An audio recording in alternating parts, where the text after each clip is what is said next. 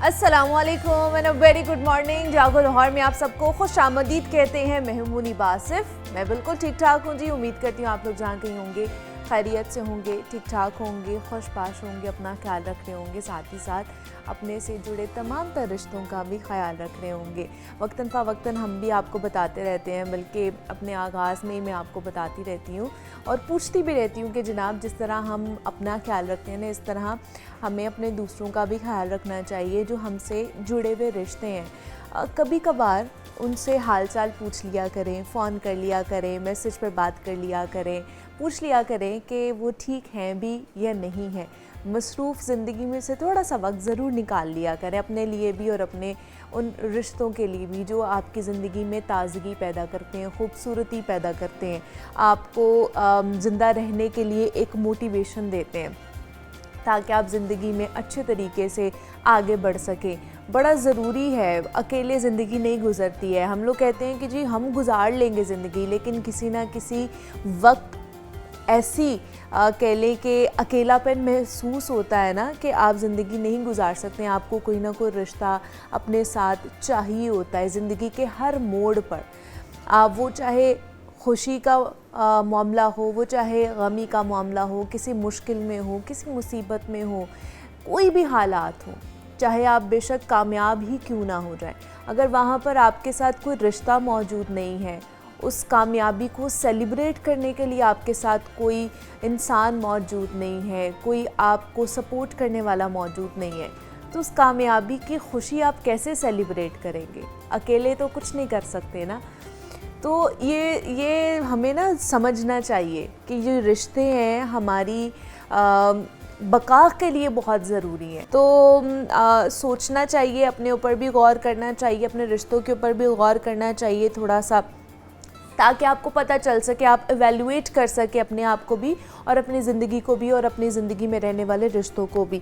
तो मेरे ख्याल से वीकेंड से बेहतर तो और कुछ भी नहीं होता होगा, जहाँ पर हम बाकी अपने मामलात को देखते हैं, बाकी चीज़ों को कहते हैं जी हाँ जी पूरा हफ्ता हम बिज़ी रहे हैं तो अब हमने उससे भी मिलना है, फ़लाँ से भी मिलना है, ये भी काम करना है, जो हमारा काम रह गया था हमने वो भी करना है, इस काम को भी आपने ज़रूर देखना है। तो हम भी आगे बढ़ते हैं। कुछ जनाब सेहतमंद रहने के हवाले से बात कर लेते हैं।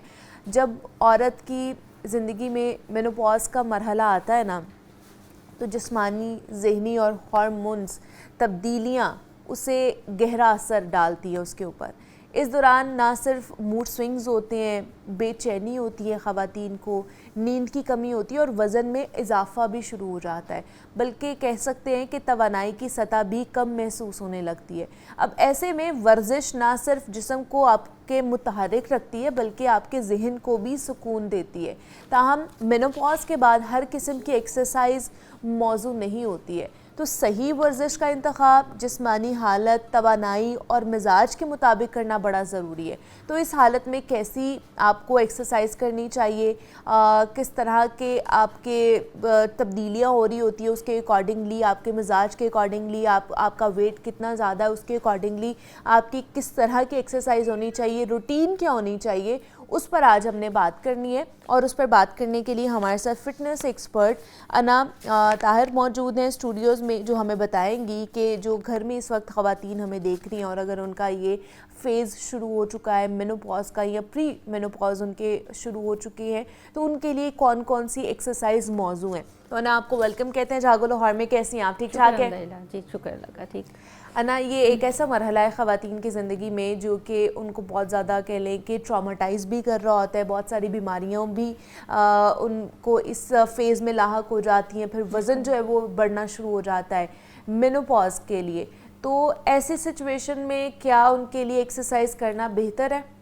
देखिए, हमारे यहाँ इस चीज़ को बहुत नॉर्मल लिया जाता है, ठीक है, जबकि ये एक बहुत अहम पीरियड स्टार्ट हो जाता है। वो ये भी नहीं कि वीक के लिए या मंथ के लिए, ये ईयर्स ये में, सारी ज़िंदगी के लिए, जितनी भी अब उन्होंने आगे ज़िंदगी गुजारनी है 40 के बाद। एग्जैक्टली हमारे यहाँ इस चीज़ को ये कहा जाता है कि ठीक है, ये बहुत सारी लेडीज़ को ओवर ब्रीडिंग भी हो रही होती है इस दौरान ये में सम टाइम, कभी नहीं हो रही होती, तो ये चीज़ जो होती है उनको जो है वीकनेस की तरफ लेके जा रही होती है और उनके मूड इतने ज़्यादा स्विंग हो रहे होते हैं कि कुछ छोटी सी बात पे ही वो इतनी हार्श हो जाती हैं कि कि फैमिली मेम्बर्स भी कहते हैं कि पता नहीं इनको क्या ही हो गया, ठीक है। और कुछ ऐसे भी होता है कि उनको बैक बोन की पेन शुरू हो जाती है, नीज पेन शुरू हो जाती है, फिर इस तरह के इश्यूज आने लग जाते हैं और वो फिर सिर्फ या तो बैठे रहते हैं या बेड पे लेटे रहते हैं, उनका ये काम शुरू हो जाता है। जबकि इस दौरानिए में आपको एक अपनी नई से एक जर्नी शुरू करनी चाहिए, अपने लाइफस्टाइल को चेंज करना चाहिए। तो उसके लिए हमेशा की तरह मैं स्टार्ट वार्म अप से ही करती हूँ, क्योंकि आपकी बॉडी के लिए वार्म अप बहुत ज़रूरी है, ठीक है। आप वार्म अप से स्टार्ट करें, आपके पास डंबल है, ठीक है, सोके नहीं है तो आपको भी वाटर बॉटल लेके आप उससे वर्कआउट कर सकते हैं, ठीक है। आपने 20 से स्टार्ट करना है, आपने इसको 50 तक लेके जाना है इन रैप्स को, ठीक है। एक एक्सरसाइज चूज़ कर लें डेली में, ठीक है। आज मैंने ये करनी है, कल मैंने ये करनी है, ठीक है। तो उसमें आपने 30 मिनट्स का जो है आपकी लॉन्ग स्टेप के साथ आपकी वॉक होनी चाहिए, ठीक है। लाजमी करें अगर आपको हेल्दी रहना, ठीक है, ठीक है। आपने अपने नीज की पेन स्टार्ट हो जाती है, नी वर्कआउट लाजमी करना है। अगर आपको पेन ऑलरेडी हो रही है तो ठीक है, आप उसको स्ट्रेचिंग से शुरू करेंगे, नी को डाउन प्रेस करते हुए ये आप इस तरह से किसी भी वॉल या चेयर को पकड़ के आपने ये स्ट्रेचिंग शुरू कर दी है, ठीक है। नी के लिए अगर नी में दर्द हो रही है, आपके नी में दर्द हो रही है, ठीक है, इस तरह से खड़े होके down press, up press, down press, up press. आप कहते हैं हमसे यूं नहीं हो पाएगा, हाँ। आप किसी की हेल्प ले लें, फिर वो बात कि आप कोई टेबल पकड़ लें, कोई स्ट्रिक पकड़ लें, उसके साथ आप इजीली कर सकते हैं, ठीक है। अपने हाथ में बॉटल्स पकड़ लें, ओके, ठीक है, ये कर लें बॉटल ली। लेकिन ये वाला एक्सरसाइज करना उन ख़वातीन के लिए बहुत ज़्यादा हो जाएगा जिनका वेट बहुत ज़्यादा है। कोई मुश्किल नहीं है, अगर आप कोई भी बॉल के साथ या किसी भी स्पोर्ट के साथ आपका वेट डिवाइड हो जाता है, ठीक है। जब आपको भी बार पकड़ के या रॉड पकड़ के करेंगे ना तो आपका वेट डिवाइड हो जाएगा, ठीक है। आप अपना वेट जितना अफोर्ड कर सकते हैं अपनी लेग्स पे नहीं, और जितना आपको लगता है कि भी नहीं मैं इससे ज़्यादा वेट नहीं डाल सकते, आप सारा अपना बार पे देंगे, ठीक है। ये बहुत आसान है, देखने में लग रहा है, हाँ मैनुअल में करने में थोड़ा सा फोर्स आ जाता है, लेकिन उस तरह से नहीं आएगा, ठीक है, ठीक है। ये आपने लाजमी करनी है। आपके बॉटल हो आपके पास, ठीक है, बॉटल्स को आप साइड लेके जाएंगे, डाउन लेके आएंगे, आप साइड लेके जाएंगे, डाउन लेके। बहुत आसान एक्सरसाइजेज हैं ये, हमारी मदर्स के लिए वो बहुत ईजीली कर सकती हैं, ठीक है। ये और वेट ट्रेनिंग जैसे मैंने पहले बताया, बॉटल्स के साथ 10 reps sides, 10 reps upper side, 10 reps sides और 10 अपर साइड, ठीक है, ठीक है। ये 20-20 आप इस तरह से करेंगे, 20 साइड्स आ जाएंगे, 20 अपर साइड आ जाएंगे, ठीक है। बॉटल पकड़ी, कोई भी वेट पकड़ा, नीज को माइनस से बेंड किया, नो डाउन एंड अप। अच्छा, ये जो आप ये बैक की बता रही हैं थोड़ा डाउन होने की, ये भी थोड़ा सा सही तरीके से हमारे देखने वालों को बता दें, बिकॉज बैक को ऐसा जर्क लगता है या ऐसी नहीं आनी चाहिए, हाँ, बिकॉज वो फिर लॉक हो जाती है।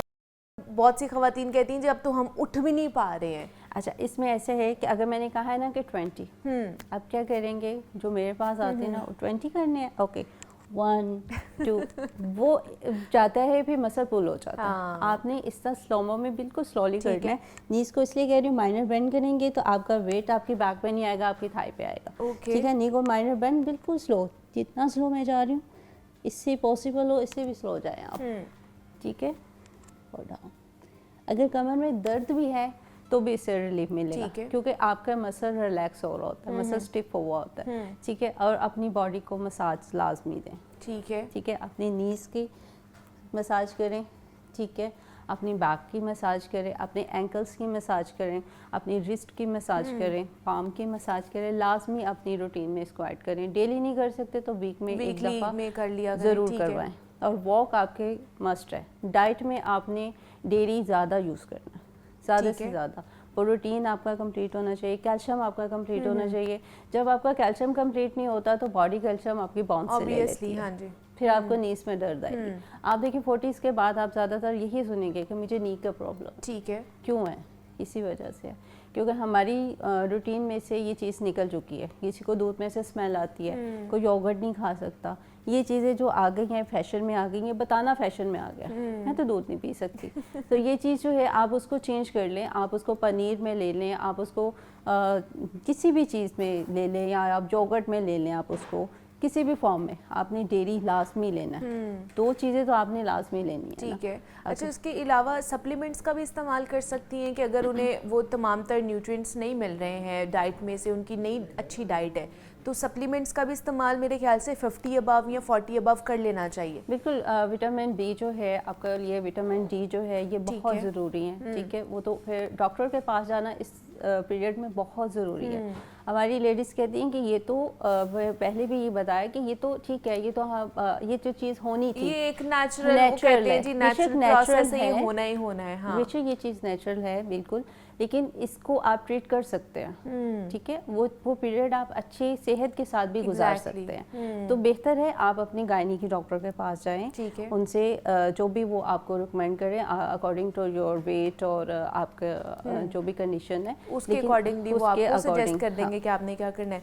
लेकिन क्या जब ये मेनोपॉज शुरू हो जाते हैं तो ज़्यादा वजन उठाने वाली एक्सरसाइज करनी चाहिए ख़वातीन को कि नहीं करनी चाहिए? इसके साथ वेट का कोई लिंक नहीं है। अच्छा, उन डेज में होता है कि भी आपको बहुत ज़्यादा बॉडी में पेन हो रही होती है, एक जो पर मंथ में जो आपकी बॉडी एक मूड स्विंग कर रही होती है, तो उससे ज़्यादा वो हटके होता है और ज़रा ज़्यादा होता है। अच्छा, ठीक है, इसमें आपका मूड बट भी हमारी स्विंग होता ख़वातीन है। ज़रा डर भी जाती है ना कि हम इतना वेट कैसे उठाएंगे या ज़्यादा स्ट्रेंथनिंग वाली हम एक्सरसाइज डेली कैसे की करेंगे? रूटीन में जब आप कुकिंग कर रहे होते हैं, इतने बड़े बड़े खाने पतीले बनाते हैं, तो वो उठा के इधर उधर करते हैं ना। अगर आप 2-3 किलो वेट उठा लेंगे तो उसमें कोई हर्ज नहीं है। ठीक है, ठीक है, आप उसको आप अपनी रूटीन में ऐड करेंगे। 2 kg से सॉरी आप उठाना शुरू करेंगे तो आप 10 kg तक चले जाएंगे। सही है। लेकिन बेहतर है कि आप जिम ज्वाइन करें। अगर आप जिम ज्वाइन नहीं कर सकते तो आप कोई ट्रेनर को अपने पास हायर करें ताकि आपके एंगल्स जो हैं वो दुरुस्त रहें। ठीक है, खुद से करने में हो सकता है आप कहीं ना कहीं पे इंजरी कर जाए अपने मसल्स को। तो ये आप 1 मंथ का ले लें, आप ट्रेनिंग ले लें, या 1-2 वीक्स की आप ले लें, फिर उसके बाद दोबारा से आप जिम जाके उस चीज़ को आप ले लें, लेकिन करें ज़रूर अगर आपको हेल्दी रहना है तो। मसल आपके चाहे बैक के हों, चाहे आर्म्स के हों, चाहे कमर के हों, चाहे आपके लेग्स के हों, सबको जो है वेट ट्रेनिंग मस्ट चाहिए। तो ये आप कर सकते हैं अगर आप इस स्टेज में या इस फेज़ में दाखिल हो चुके हैं, तो आपके लिए अपनी डाइट का ख्याल रखना बहुत ज़रूरी है और साथ ही साथ फ़िज़िकल एक्टिविटी, एक्सरसाइज करना बहुत ज़रूरी है अपनी रोज़मर्रा की ज़िंदगी में, इसको इंक्लूड करना। अना ताहिर हमारे साथ मौजूद थी, हमें बता रही थी। अना, थैंक यू सो मच, आप आई इसके ऊपर बात की। ब्रेक लेते हैं, यहाँ पे मिलते हैं इस ब्रेक के बाद।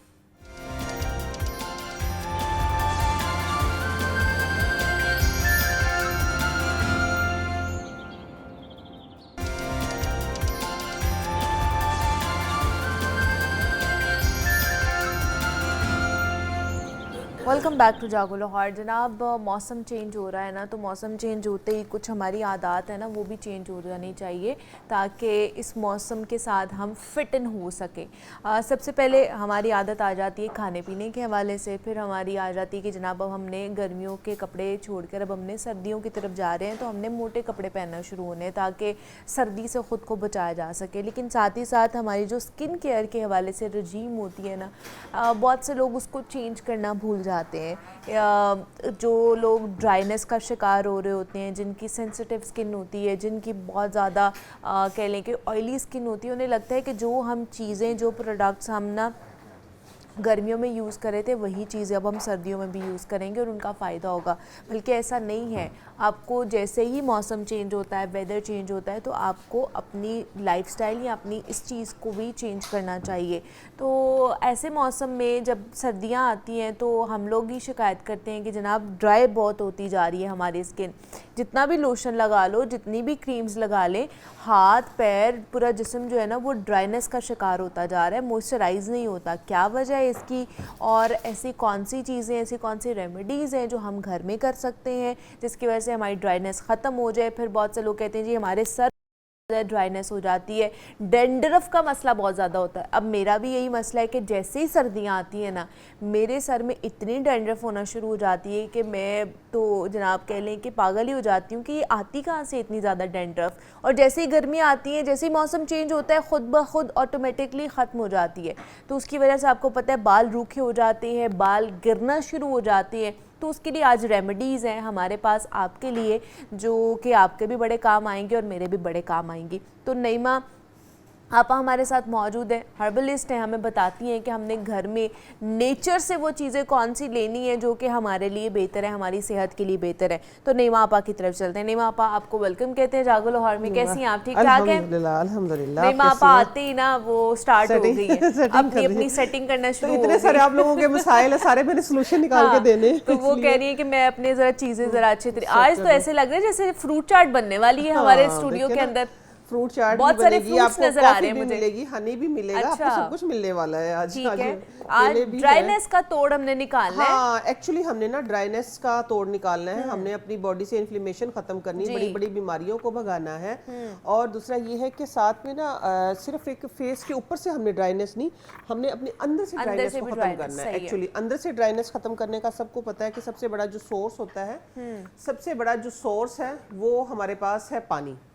आप पानी जितना पिएंगी ना, मैं कहती हूँ 70 to 80% जो आपकी ड्राइनेस है ना, वो पानी खत्म कर देता है। अगर जहाँ आपने 8 गिलास पानी रूटीन में पीना होता है ना, जहाँ 8 गिलास पानी आप रूटीन में पिएंगे, वहाँ आप 4 गिलास इजाफी कर दे, तो मैं कहती हूँ इन चीजों की भी आपको 20% सिर्फ नीड रह जाएगी कि 20% सिर्फ आप लोगों ने सिर्फ पानी अपनी जिंदगी में ऐड ऑन कर लें। एक पानी आप अपनी जिंदगी में ऐड ऑन कर ले, मैं कहती हूँ इंशाल्लाह आप लोगों को कोई आपकी स्किन ड्राई नहीं होगी, कोई आपके बाल डैमेज नहीं होंगे, आप वैसे ही खूबसूरत लगेंगे, सारे मुनीबा जैसे ही लगेंगे फिर। नहीं सारे आपकी तरह भी लगेंगे, वैसे हर कोई खूबसूरत होता है। हर कोई खूबसूरत, अल्लाह ताला ने हमें देखिए हम सबको खूबसूरत बनाया है। अल्लाह ताला ने हमें बहुत खूबसूरत बना के भेजा है। मैंने आपके शो पे ही बताया था कि जो एक नेचुरल कैंडी है ना, जो ड्राई आम वो है आलू बुखारा, तो वो बताया था कि अपनी बॉडी जो है अपनी मर्जी से आप शेप में दे सकते हैं। उसकी वजह पता है क्या? कुछ लोगों ने कहा कि उसके ऊपर कि आपने कोई दम करना है, कुछ भी करना नहीं।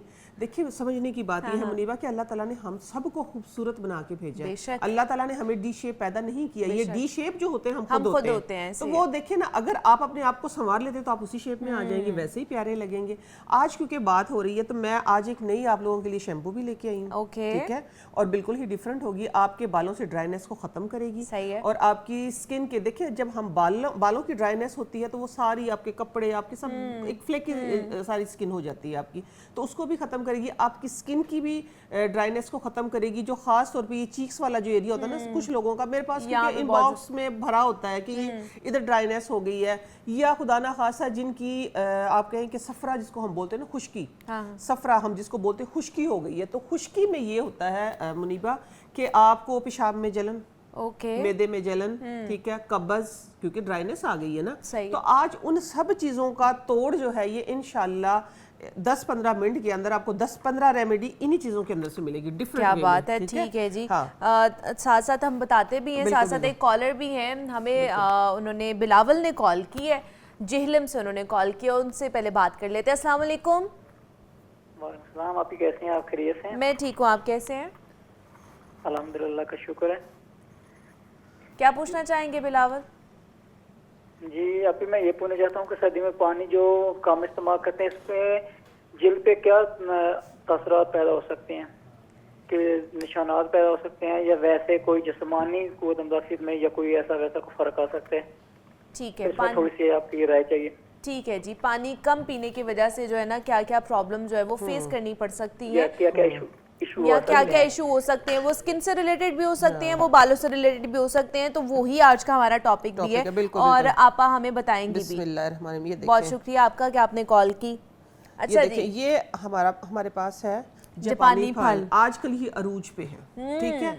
इसके अंदर आपकी कब्ज का जो मैंने बातें जो की है ना, इसके अंदर देखिए फाइबर होता है, रिच 6% आई थिंक इसके अंदर फाइबर, इतने से जापानी फल के अंदर फाइबर होता है। फाइबर क्या होता है कि आपके जो शुगर, जो इंसुलिन, जो जिसको हम कहते हैं ना, कि वो बॉडी के अंदर फौरन से ऑब्जर्व नहीं होने देता, आहिस्ता आहिस्ता वर्क करता है। तो उसकी वजह से एक तो ना आपकी ये खाने से ना एकदम से शुगर, देखिए मीठा है ये, लेकिन खाने से फौरन से शुगर हाई नहीं होती। अच्छा, सही है। आहिस्ता आहिस्ता आपकी बॉडी बॉडी के अंदर Digest आपके होता है। डाइजेस्ट होता है, क्योंकि इसके अंदर फाइबर फाइबर ज्यादा फिर है। ये है कि आप ये अंदर से जो हमारी ड्राइनेस है, ड्राइनेस को खत्म करता है। कब्ज कुशाद सबसे बड़ा, आप सिर्फ दो, हाँ जी, रात शाम के टाइम पे 2 जापानी फल खा लें और सुबह इंशाल्लाह आपका पेट जो है वो बिल्कुल साफ हो वाह जी जाएगा। वाह, हाँ सही है। बिल्कुल, जिनको आपके कब्ज रहती है, रंग और को सर्दियों में तो ज्यादा लोगों को रहती है, पानी ज्यादा नहीं लोगों को पीते रहती ना, है। फाइबर वाला खाना भी नहीं खाते खाना हैं। भी नहीं खाते हैं। तो देखिए ये कहने को जापानी फल कितना खूबसूरत है, आप भी ऐसे हो जाएंगे, है एक्चुअली ये चाइनीज फल आया जापान से। जापान से? हाँ, चाइनीज फल है। तो देखिए ओके। जापानीज और चाइनीज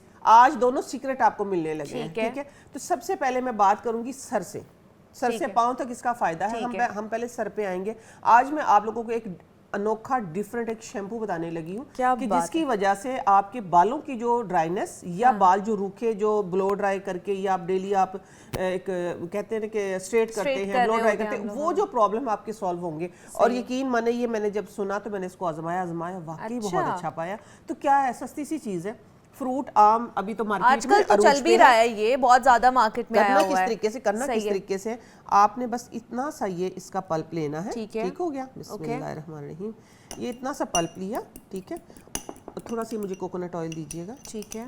इसके अंदर डाल देते हैं हम थोड़ा सा। ये देखें, हाँ चलें, बस काफ़ी इनफ। ये अच्छा, जब आपके सर के ऊपर कोई चीज़ नहीं लगी है, मींस के देखिए पहले हम जब करते हैं ना हैंड वॉश, सर वॉश करते हैं, तो पहले हम क्या करते हैं, ऑयलिंग करते हैं। तो इसमें ऑयलिंग की भी ज़रूरत नहीं है आपको। आप डायरेक्ट जिस तरह हम पैराबीन फ्री शैम्पू करते ठीक है। हैं, तो उससे हमें कोई इरिटेशन नहीं होती अगर हमने ऑयलिंग नहीं की सही डायरेक्ट है। से। अब आप जो भी शैम्पू इस्तेमाल करते हैं, ठीक है, आपकी शैम्पू के साइड इफेक्ट्स को खत्म करेगा, ठीक है ये।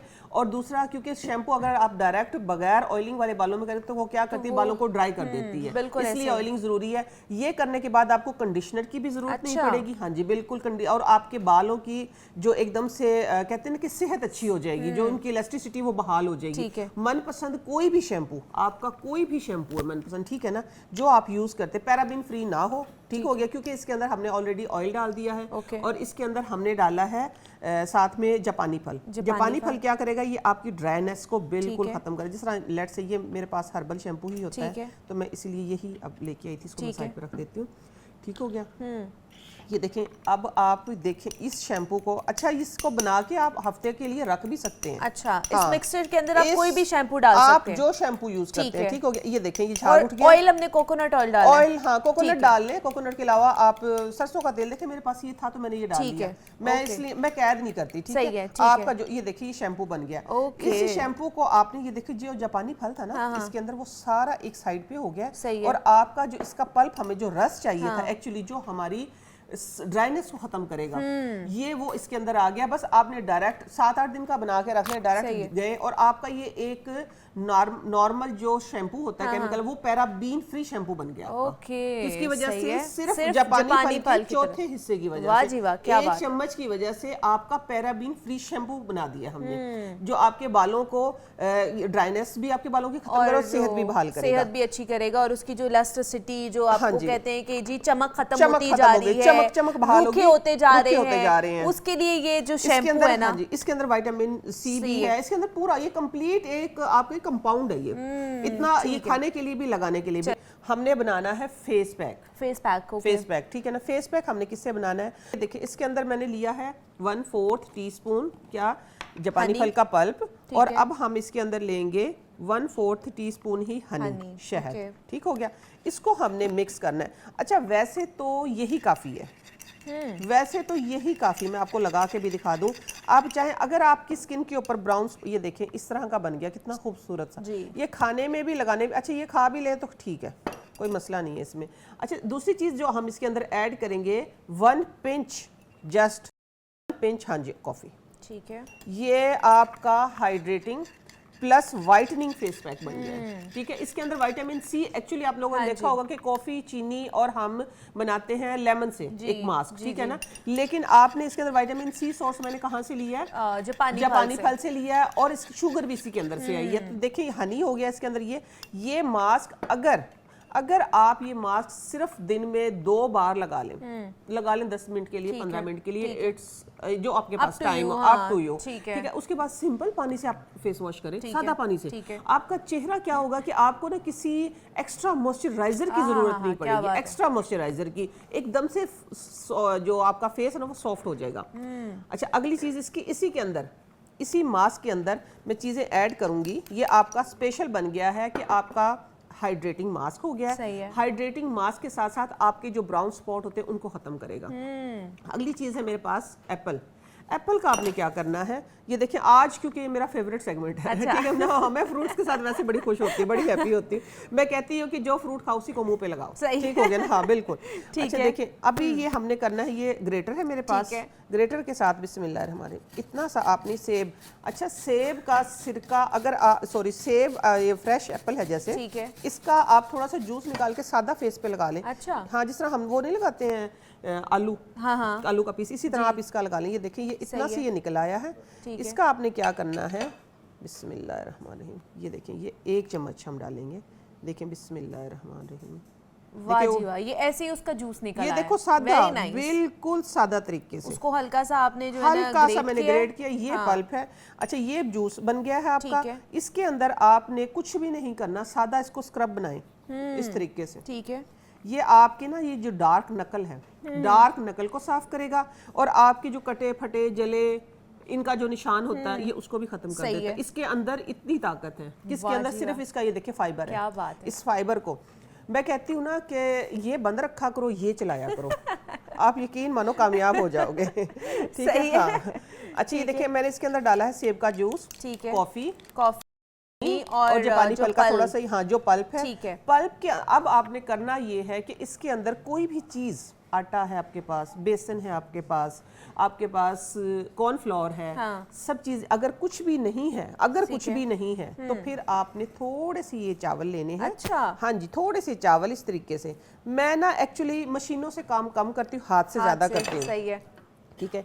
ये आपने चावल लिए, चावल इसके अंदर इसी तरीके से, अगर पाउडर है चावल का तो पाउडर जो होता है ना वो थोड़ा सा आपकी स्किन के ऊपर ना, क्योंकि उसके ग्रेन्स ऐसे होते हैं कि वो थोड़ा सा स्क्रब कर देता है। तो डेली जब हम मास्क वगैरह लगाते हैं, डेली जब हम एप्लीकेशन चीजों की करते हैं, स्क्रबिंग नहीं, क्योंकि ऑलरेडी हमारी स्किन जो है वो साफ हो जाती है, वो बहुत ज्यादा साफ हुई होती है। तो ये देखिए ये मास्क बन गया है। राइस के अंदर आपको पता है कि जैपनीज ग्लो का सबसे बड़ा सीक्रेट जो है हमारे पास है, आज जैपनीज और चाइनीज दोनों आ गए हमारे पास, ठीक है, दोनों हमारे पास। एक तो मास्क हमने बनाना, ये देख लें आप, देखिए ये मास्क एक एप्लीकेशन की थी ना मैंने, ठीक है, उसके ऊपर आपने क्या करना है, शीट मास्क हमने इसको एज ए शीट मास्क बनाना है, ठीक है, यूज करना है। अब दूसरी लेयर आप इसके ऊपर लगाएं इस तरीके से, ठीक है। अच्छा ये होता है, ये है कि अगर आप फेस के ऊपर लगाएंगे ना, क्योंकि इसके अंदर हनी है, हनी के साथ हमने इसके अंदर डाला हुआ है ये जापानी फल, जिसको हम लोग भी बोलते हैं, ठीक है। तो ये अगर आप 15 से 20 मिनट रख लेते हैं तो ये होगा ये कि आपकी जो ये फेशियल हेयर जो होते हैं ना, इनके ऊपर ही चिपक जाएगा। आप जब इसको आराम से रिमूव अपर डायरेक्शन में करेंगे तो ये आपके जो गैर ज़रूरी बाल हैं, जो थोड़े से माइनर से होते हैं, ठीक है, तो वो आहिस्ता आहिस्ता रिमूव होना शुरू हो जाएंगे। जब पानी पल के होते होते ये काम कर लें इंशाल्लाह आपको ना फिर लेजर की जरूरत नहीं पड़ेगी, ठीक है। ये ऐसे देखेंगे लग गया। ये अब आप लोगों को मैं इसी तरह उतार के दिखाऊंगी, क्योंकि ब्रेक में काफ़ी देर लगा रहा, तो आप इसका आप रिजल्ट भी देखिएगा। इस तरीके से आपने उतारना है यूँ, ठीक है।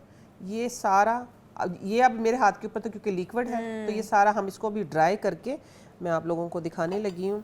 तो इसके अंदर हाइड्रेशन जो की है जापानी फल ने भी की है, जो इसके मेरे ये जो लाइट किए हैं वो नकल जो है वो कॉफी ने किए हैं, और इसके साथ साथ ये देखिए रिजल्ट आपके सामने। अभी सिर्फ कितनी ब्रेक, हमने सिर्फ 2 इंस्टेंट आप रिजल्ट देख सकते हैं, ठीक है। दोनों मेरे ही हाथ, आप देखिए इनको, ठीक है। ये इसी तरीके से अगर आप फेस पे लगाते हैं, बिल्कुल फेस से आप बाजू पे लगाएं, पूरा देखिए ये सारी नेचुरल चीजें हैं, इनका आप कोई साइड इफेक्ट नहीं है, फायदा ही है इसका आप लोगों को, फायदा ही।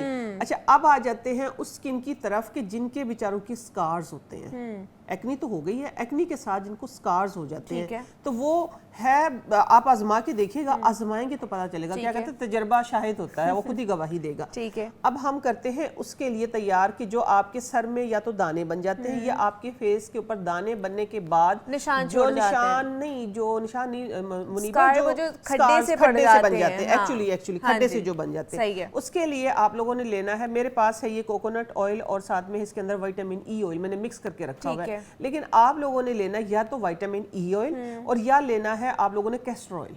कैस्टर ऑयल या कैस्टर vitamin ऑयल E, वैसे भी okay. मैं आप लोगों को बताती चलूं कि अगर जस्ट आप कैस्टर ऑयल डेली थोड़ी सी वेट स्किन के ऊपर, लेकिन कैस्टर ऑयल की एक सीक्रेट मैं आप लोगों को बताने लगी हूं कि कैस्टर ऑयल थोड़ा सा नीम गर्म हो। अच्छा, ये बात नोट कर ले। हाँ, जिन्होंने वक्त से पहले बूढ़े नहीं होना, आपका फेस वेट हो और कैस्टर ऑयल नीम गर्म हो, तो आप फेस के ऊपर 5 से 6 मिनट फेशियल के जो हमारे पॉइंट्स होते हैं ना, आप मसाज करें। मैं गारंटी देती हूँ इंशाल्लाह 4 से 5 हफ्ते, ठीक है, लगेगा टाइम, 4 से 5, आपके फेस के जो ये श्रिंक हो गई ना, जो गर्मी इसकी पानी की वजह से या एज की वजह से, ये फौरन से आप देखेंगे कि आपकी जो एजिंग साइन है वो खत्म होना शुरू हो जाएंगे, रिंकल्स जो आना शुरू हो रिंकल्स जाते खत्म हैं, हो आपकी जाएंगे, फाइन लाइंस जो आना फाइन शुरू हो लाइंस। जाती ये हैं। सिर्फ मैंने आपको कैस्टर ऑयल का सही बताया है, है, ठीक कैस्टर है। ऑयल या विटामिन ई ऑयल, कोई भी आप।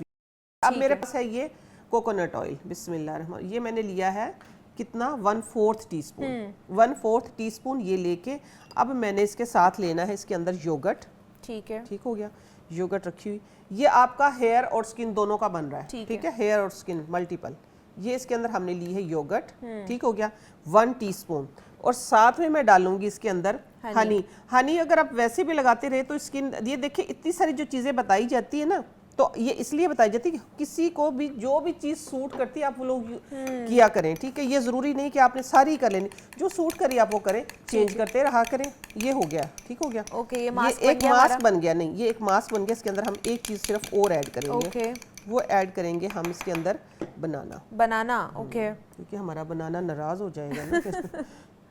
ठीक है, उन्होंने रेमेडी बताई है। अच्छा जी, बहुत बताइए, शुक्रिया आपका। क्या ये दुरुस्त है, ये करनी नहीं बिल्कुल दुरुस्त है, लेकिन जो ये गुड़ कह रहे हैं ना रात को खाना, देखिए ये एक्चुअली हम जो बताते हैं वो बताते हैं कब्ज के लिए, ठीक है। जिनको वही बात उन्होंने भी सही की है बात, बिल्कुल आपने ठीक बताया कि जिनको आंतों में खुश्की होती है जिसकी वजह से कब्ज होती है, सफरा जिसको हम बोलते हैं, ये एक्चुअली उसका इलाज होता है। गुड़ खा ले, साथ में दूध पी ले।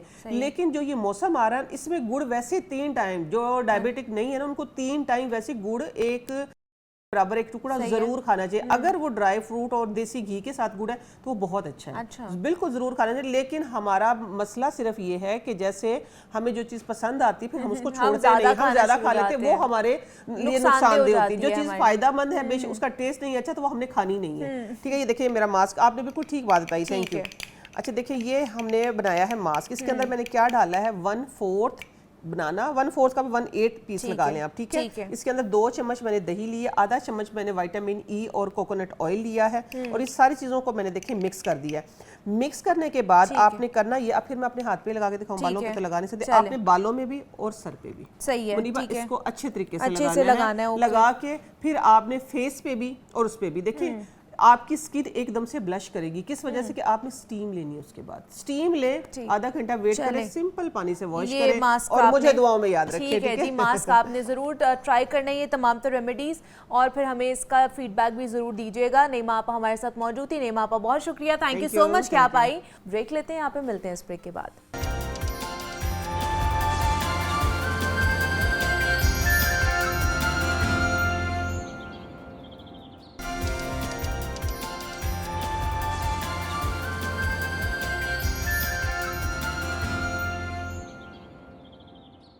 अभी आगे बढ़ते हैं अपने प्रोग्राम में और कुछ किताबों के हवाले से बात कर लेते हैं। किताब इंसान की बेहतरीन दोस्त और ख़ामोश उस्ताद होती है, जो ना सिर्फ इल्म देती है बल्कि सोचने, समझने और मुस्बत अंदाज में ज़िंदगी गुजारने का सलीका भी हमें सिखाती है।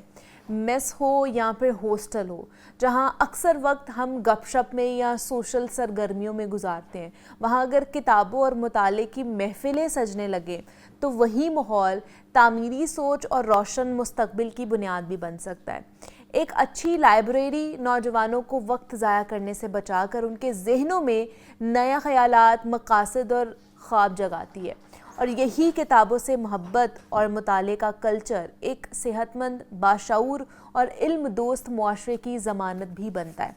तो आज हमने इसी पर बात करना है कि इम्पॉर्टेंस कितनी है हमारे यहाँ पर, हमारे मुआशरे के अंदर किताबों की और लाइब्रेरीज़ की। क्या लोग लाइब्रेरीज़ जाना आज भी पसंद करते हैं, नहीं पसंद करते हैं, और पंजाब में या बिलखुसूस लाहौर में जो लाइब्रेरीज़ हैं वो किस तरह की हैं, उनको मज़ीद एक्सपैंड किया जा रहा है, कौन कौन सी किताबें हमें वहाँ पर मिलती हैं, और नौजवानों का वहाँ पर तांता कितना होता है। इस पर बात करने के लिए काशिफ मंजूर साहब ने आज हमें स्टूडियोज़ में ज्वाइन किया है, जो कि डीजी हैं लाइब्रेरी पंजाब के। काशिफ साहब, आपको खुशामदीद कहते हैं जागो लाहौर में। कैसे हैं आप? ठीक ठाक हैं? बहुत शुक्रिया, अल्लाह का शुक्र, थैंक यू वेरी मच।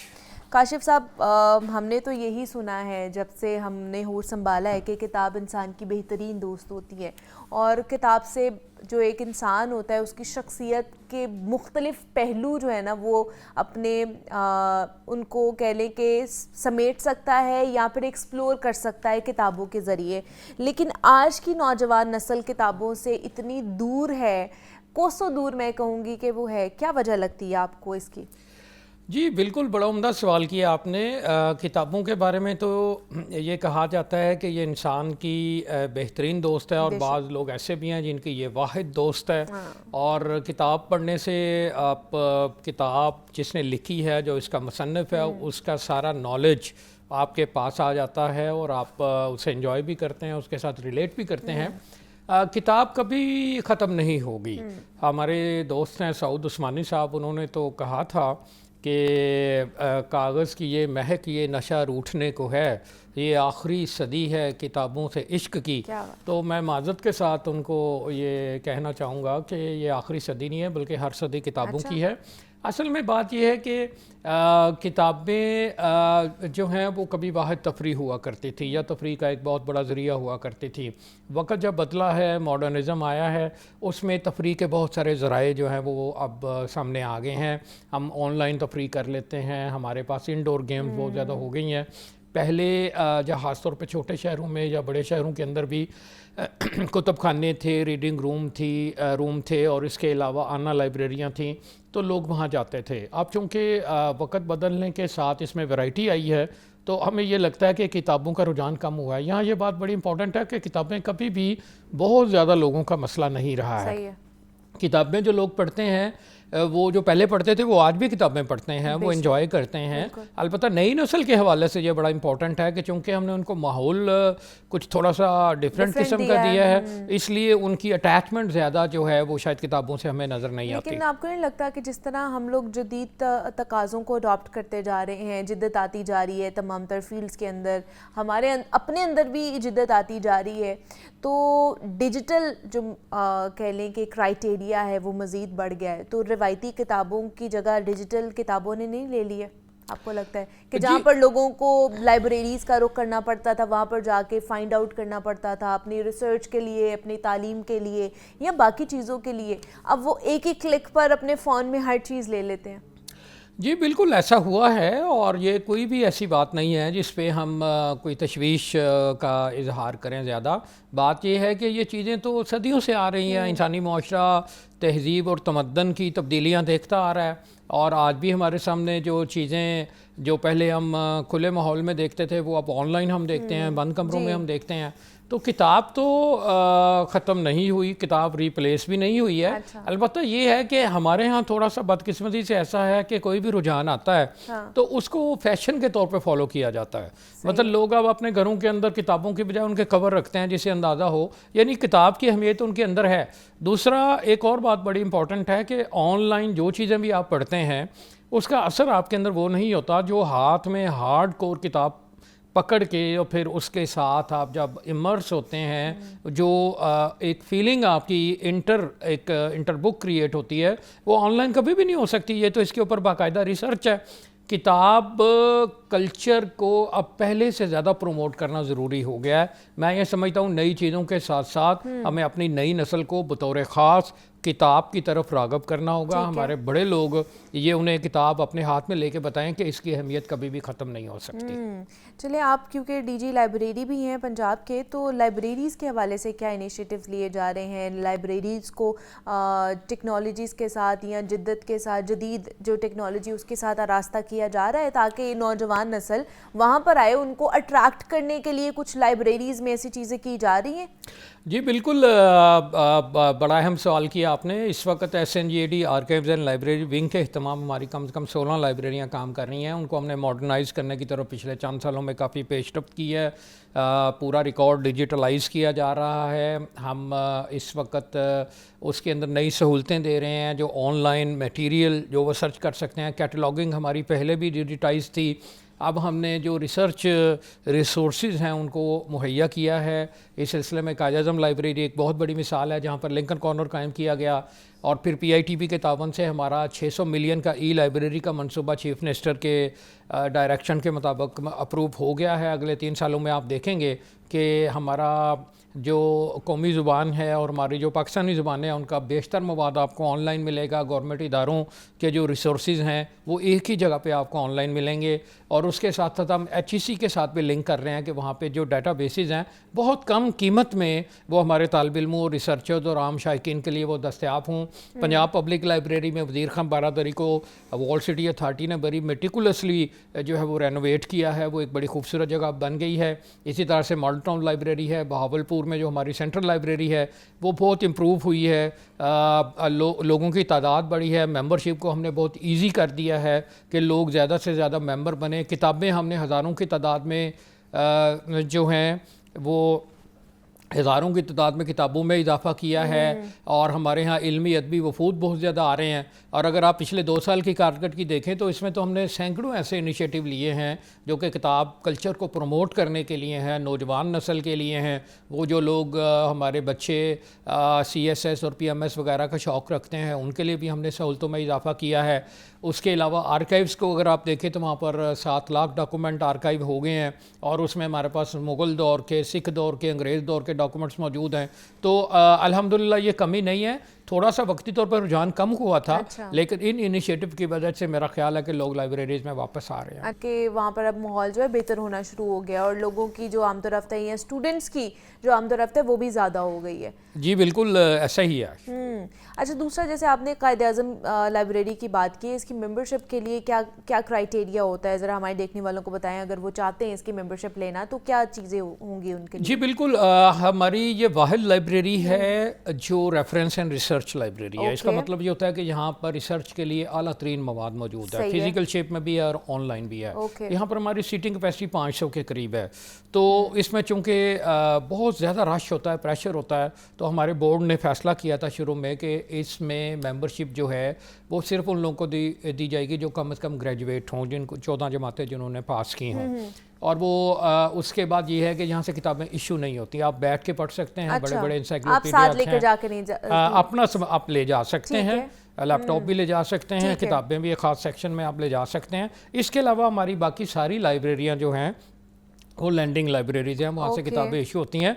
और दूसरी बात यह है कि हमारी फ़ीसें बड़ी नॉमिनल हैं। आप हैरान होंगे कि चंद 100 रुपये में आप पूरे साल की मेंबरशिप ले सकते हैं और उसमें भी कुछ सिक्योरिटी है, यानी ऑलमोस्ट फ्री है। और हमारा अमला बड़ा तरबियत याफ्ता है और उस मेंबरशिप को हम मज़ीद आसान बनाते हैं। जिनकी 14 साल की तालीम मुकम्मल है उनको फौरी तौर पर मेंबरशिप दे दी जाती है। मैं ज़ाती तौर पर इस सारे अमल की निगरानी करता हूँ। ठीक है कि मतलब जो पंजाब हुकूमत है वो भी लाइब्रेरियों के हवाले से, किताबों के हवाले से बहुत सारे इनिशिएटिव्स लेकर आ रही हैं ताकि जो हमारी नौजवान नस्ल है उनको दोबारा से जो कह लें कि किताबों की तरफ राग़िब किया जाए। हमारे साथ काशिफ मंजूर साहब मौजूद थे, DG हैं लाइब्रेरी पंजाब के। काशिफ साहब बहुत शुक्रिया आपके वक्त का, थैंक यू, आप आए और इस हवाले से हमारे से बात की है कि क्यों ये जो ख़ास तौर पर नौजवान नस्ल में किताबों से दूरी बढ़ती जा रही है और उसके लिए जो हुकूमत है या जो हमारे इदारे हैं वो किस तरह के इनिशिएटिव्स ले रहे हैं ताकि स्टूडेंट्स का या नौजवानों का दोबारा से उनको इस तरफ राग़िब किया जाए। तो ये तो किताबों के हवाले से बात हो गई है। मज़ीद भी जनाब इसी से रिलेटेड बात कर लेते हैं। अदबी महाफिलों का एहतमाम किया जाता था, हमारे शौरा वहाँ पर बैठते थे, हमारी बड़ी बड़ी शख्सियात उस जगह पर जाया करती थी, और ये पाकिस्तान बनने से पहले इसकी एक कह लें कि अदबी हैसियत बहुत ज़्यादा है। और ये एज़ाज़ भी लाहौर को ही जाता है, क्योंकि ये इमारत इसको कह सकते हैं, या इस जगह, इस मकाम को लाहौर में ये पाई जाती है। मैं बात कर रही हूँ पाक टी हाउस की, और इसकी अदबी हैसियत क्या है, कब बना, कैसे बना, कौन कौन से शौरा वहाँ पर आते थे और महफिलें सजाई जाती थी, ये पूरा एक पैकेज इसके लिए तैयार किया गया है। तो आइए अब वो देख लेते हैं।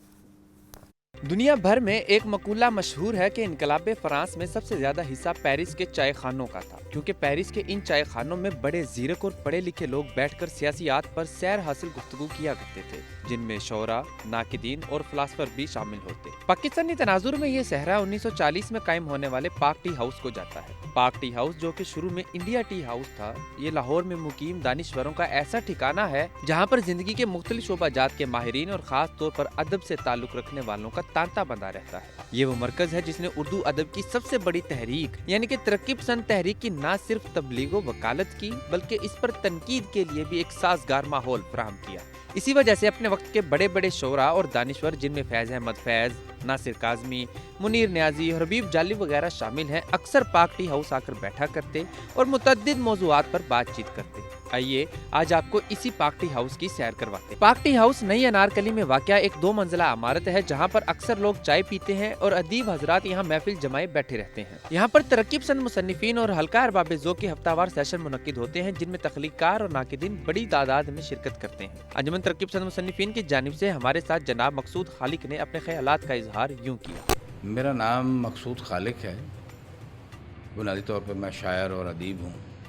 शॉर्ट स्टोरी और शायरी के मैदान में काम करता हूँ, लिटरेचर के हवाले से। और अंजुमन तरक्की पसंद मुसन्निफीन प्रोग्रेसिव राइटर एसोसिएशन एक तारीख़ी अदबी इदारा है जो 1936-37 में डेवलप हुआ। 1997 से लेके ऑनवर्ड कोई छुट्टी किए बगैर हर बुध को शाम 7 बजे पाक टी हाउस में हफ्तावार हमारे तनकीदी इजलास, वो जो सियासी तनाज़र में भी होते हैं, अदबी हवाले से भी, सकाफ़ती और तहज़ीबी और तारीख़ी हवाले से भी, मुआशी और समाजी दीगर तमाम तर जितने भी हमारे फ़नून लतीफ़ा और हमारे जितने भी सिनफ़ हैं लिटरेचर के हवाले से, उस पर हम यहाँ मुबाहिस करवाते हैं। और ये सिलसिला इंशाअल्लाह ताला जो का तू चलता रहेगा। मेरी ख्वाहिश है कि आप लोग यहाँ आएँ और हमारे तनकीदी मकालमे का हिस्सा बने और आगे देखें कि हम किस तरह महफिल अदब जो है सजाए बैठे हैं। न सिर्फ उर्दू ज़बान बल्कि दीगर ज़बानों के शोरा भी वहाँ पर मौजूद थे और हमारे साथ मशहूर पंजाबी शायर ने गुफ्तगू फरमाई। ਇਹਦਾ ਲਿਟਰੇਚਰ 'ਚ ਬਹੁਤ ਵੱਡਾ ਨਾਂ ਹੈ, ਲੇਕਿਨ ਬੁਨਿਆਦੀ ਗੱਲ ਇਹ ਹੈ ਕਿ ਇਹਦੇ 'ਚ ਜਿੰਨੀਆਂ ਵੀ ਤਨਜ਼ੀਮਾਂ ਇਸ ਵੇਲੇ ਕੰਮ ਕਰ ਰਹੀਆਂ ਨੇ, ਜਿਨ੍ਹਾਂ 'ਚੋਂ ਹਲਕਾ ਅਰਬਾਬ ਜ਼ੌਕ ਹੈ, ਜਿਨ੍ਹਾਂ 'ਚੋਂ ਅੰਜਮਨ ਤਰੱਕੀ ਪਸੰਦ ਮੁਸੰਨਫੀਨ ਹੈ, ਇਹਨਾਂ ਦੇ ਵੀ 2-2 ਗਰੁੱਪ ਬਣ ਗਏ ਦੇ ਨੇ। ਬਹਰਹਾਲ ਹਫਤਾਵਾਰ ਇਜਲਾਸ ਇਹਨਾਂ ਦੇ ਹੁੰਦੇ ਨੇ ਤਕਰੀਬਨ 4 ਦਿਨ। ਇੱਥੇ ਪੰਜਾਬੀ ਜ਼ੁਬਾਨ ਲਈ ਐਸ ਸੱਚ ਕੋਈ ਖਾਸ ਤਨਜ਼ੀਮ ਆਪਣੇ ਇਜਲਾਸ ਮੁਨੱਕਿਦ ਨਹੀਂ ਕਰਦੀ। ਪੰਜਾਬੀ ਲਈ ਆਮ ਤੌਰ 'ਤੇ ਪਿਲਾਕ ਦੇ ਵਿੱਚ ਇਜਲਾਸ ਹੁੰਦੇ ਨੇ ਜਾਂ ਅਦਬੀਆਤ ਦੇ ਵਿੱਚ ਵੀ ਹੋ ਜਾਂਦੇ ਨੇ। ਔਰ ਇੱਥੇ ਜਿਹੜਾ ਹੈ ਉਹ ਕਦੀ ਕਿਤੇ ਹੁੰਦਾ ਹੈ ਕਿ ਹਲਕਾ ਅਰਬਾਬ ਜ਼ੌਕ ਜਾਂ ਅੰਜਮਨ ਤਰੱਕੀ ਪਸੰਦ ਮੁਸੰਨਫੀਨ ਕੋਈ ਨਾ ਕੋਈ ਕਿਤੇ ਮਹੀਨੇ 2 ਮਹੀਨੇ ਬਾਅਦ ਜਾ ਕੇ ਇੱਕ ਅੱਧਾ ਇਜਲਾਸ ਜਿਹੜਾ ਹੈ ਉਹ ਪੰਜਾਬੀ ਦਾ ਰੱਖ ਲੈਂਦੇ ਨੇ। अदरवाइज ज़्यादातर मौज़ूआत जड़े ने इतने उर्दू दे ही चलते हैं। पाक टी हाउस जैसे इदारे मुल्क कौम के इज्तमाई शऊर की तरक्की के लिए दिन रात काम कर रहे हैं। किसी सोच किसी ख्याल की तरवीज के लिए माँ की गोद पहली कौंपल साबित होती है और अदबी और इल्मी ख्यालात रखने वाले लोगों के लिए पाक टी हाउस वो माँ है जिसके मुतल्लिक नेपोलियन ने कहा था कि तुम मुझे पढ़ी लिखी माएँ दो, मैं तुम्हें मुहज़्ज़ब और तालीम याफ्ता नस्ल दूंगा। आज की डिजिटल नस्ल को इसका हिस्सा ज़रूर बनना चाहिए और अगर आप अदब से मोहब्बत करते हैं तो यकीन जानिए कि लाहौर में आपके लिए पाक टी हाउस एक बेहतरीन जगह है। और जनाब ये पाक टी हाउस के हवाले से पैकेज था जो आप लोगों ने देखा है। अभी आगे बढ़ते हैं और कुछ बात कर लेते हैं जनाब आज के ट्रेंड्स के हवाले से। और आजकल हर कोई चाहता है कि जनाब बड़ा मिनिमल सा मेकअप हो, अगर हम कहीं जा भी रहे हैं, इवेंट पे भी जा रहे हैं, शादियों पे भी जा रहे हैं। शादियों का सीज़न भी आपको पता है, जैसे ये सर्दियाँ आती हैं ना तो शादियाँ भी शुरू हो जाती हैं, हर घर में कोई ना कोई शादी हो रही होती है। तो उसके लिए लड़कियां जो है ज़्यादातर एहतमाम करती हैं अपने पहनावे की, फिर मेकअप अच्छा हो उसकी, फिर उसके बाद मेहंदी आपकी अच्छी लगनी चाहिए जो कि डिफरेंट कह लें कि डिज़ाइन भी हो, ट्रेंडी भी हो। और आजकल आपको पता है बड़े मज़े मज़े की और बड़ी अच्छी अच्छी सी मेहंदी डिज़ाइंस भी चल रहे हैं, तो वो भी हम आपको बताएंगे। फिर किस तरह का हल्का फुल्का जो मेकअप आप कर सकते हैं वो भी हम आपके साथ शेयर करेंगे। और उस पर बात करने के लिए हमारे साथ शगुफ्ता मौजूद हैं जो कि मेकअप आर्टिस्ट हैं, तो वो आज हमें कुछ टिप्स भी देंगी और जो हमें लाइव जो है वो मेहंदी भी लगा के दिखाएंगी, साथ साथ वो मेहंदी भी लगा रही हैं। तो उनकी तरफ चलते हैं। शगुफ्ता आपको वेलकम कहते हैं जागो लाहौर में। कैसी हैं आप? ठीक ठाक है जी, अस्सलाम वालेकुम। वालेकुम अस्सलाम। ठीक है, आप कैसी हैं? अल्हम्दुलिल्लाह मैं ठीक हूँ, आप कैसी हैं? मैं भी बिल्कुल ठीक ठाक। सबसे पहले तो बहुत शुक्रिया आप लोगों के इनविटेशन का, जज़ाकल्लाह। ठीक है, साथ ही साथ हम मेकअप का भी पूछते रहेंगे और साथ ही साथ जो मेहंदी है ना वो भी लगाते रहेंगे। अब आप सोच रहे होंगे अना यहाँ पे क्या कर रही है? अना जो है वो मेहंदी लगवाने लगी है। मैंने फायदा उठाया, मैंने हाँ। फंक्शन पे जाना था। अच्छा, वाह जी वाह। चलें जी, अना के तो फंक्शन का वो पूरा हो गया प्रॉपर ना। अना तैयार भी हो गई है और साथ ही साथ जो है ना अना अब मेहंदी भी लगवा रही है। ठीक है, ये साथ साथ मेहंदी भी लग रही है। और पार्लर नहीं जाना पड़ेगा, मुझे यहाँ भी मिल गया। हाँ, पार्लर नहीं जाना पड़ेगा अब अना को। अना यहीं से तैयार होके जा रही है। ठीक है, तो हमें शगुफ्ता बताइए कि कितनी देर हो गई है आपको, कहाँ से सीखा आपने ये? जी, मुझे ऑलमोस्ट 5 इयर्स मैंने लगाए हैं उधर खानेवाल में। अच्छा। और अब अल्हम्दुलिल्लाह से मेरा अपना सैलून है नूरे जहाँ के नाम से, और माशाल्लाह से बहुत अच्छी रनिंग में है। नेचुरल मेरा जो मेकअप होता है वो बिल्कुल नेचुरल होता है। ठीक है। मेरी कोशिश ये होती है कि बेस अच्छी हो, सेटल हो और लॉन्ग लास्टिंग हो। ठीक है। उसके लिए वैसे भी मैं नेचुरल ब्रशेस का यूज़ करती हूँ, फिंगर्स के साथ ब्लेंडिंग करती हूँ ज़्यादा। हाँ जी, ठीक है। तो फिंगर्स के साथ ज़्यादा अच्छा बहुत अच्छी ब्लेंडिंग होती है, मेकअप लॉन्ग लास्टिंग होता है और अच्छी प्रोडक्ट का यूज़ करती हूँ। ठीक है जी। साथ ही साथ जो है ना वो ये भी एक बहुत कह लें कि टास्क होता है कि जनाब आपने साथ साथ बात करनी है और साथ साथ आपने मेहंदी भी लगानी है। ये भी बहुत बड़ा कह लें कि आपके लिए एजाज़ वाली बात होती है, चैलेंजिंग सिचुएशन हो रही होती है। तो साथ ही साथ जो है ना वो शगुफ्ता जो है वो मेहंदी भी लगा रही है। तो आजकल क्या ट्रेंडिंग चल रहा है शगुफ्ता मेकअप में? मेकअप में नेचुरल, बिल्कुल नेचुरल मेकअप। हाँ जी, ब्राइड्स का तो आपको पता है स्पेशल प्रोटोकॉल होता है। ठीक है। उनके लिए बेसिस का दूसरा मतलब हैवी बेस हो जाती है थोड़ी सी, लेकिन मेरी कोशिश ये होती है कि ब्राइड्स को भी मैं नेचुरल लुक ही दूँ। तो उसके लिए बेसिस मेरे सामने हैं जो मैं यूज़ करती हूँ। ठीक है, मतलब आप किस तरह की बेस यूज़ करती हैं? ज़्यादा अगर बेस ज़्यादा टिक नहीं रही है, बहुत से लोग होते हैं जिनकी ड्राई होती है स्किन होती है, तो उनके लिए किस तरह की बेस यूज़ करनी चाहिए? उसके लिए लाइट सा मॉइस्चर करके हाँ, फिर उसको टिश्यू से मतलब नीट करके उसके बाद हम बेस लगा लेते हैं। वैसे तो जो मैं बेस यूज़ कर रही हूँ उसमें सब कुछ है। अच्छा, मैं क्राइलोन यूज़ कर रही हूँ। ओके, ठीक है। और साथ साथ मेहंदी भी खुद ही लगा लेती जी जी, खुद ही लगा लेती हूँ। हर किस्म का डिज़ाइन बना लेती जी, अल्हम्दुलिल्लाह। क्या बात है, वाह जी वाह, वेरी नाइस कि जनाब मेहंदी भी आप लगा लेती हैं। चलिए साथ साथ मेहंदी लगाएं, फिर और भी बात करते हैं शगुफ्ता के साथ। हमें कॉलर ने ज्वाइन किया है, साइमा ने हमें कॉल की है लाहौर से। अस्सलाम वालेकुम। अस्सलाम वालेकुम अस्सलाम। जी, कैसी हैं आप मीरा? मैं ठीक हूँ, आप कैसी हैं? मैं भी ठीक ठाक। क्या अच्छा, ये मैंने मेहंदी के हवाले से बात की थी। जी जी करें।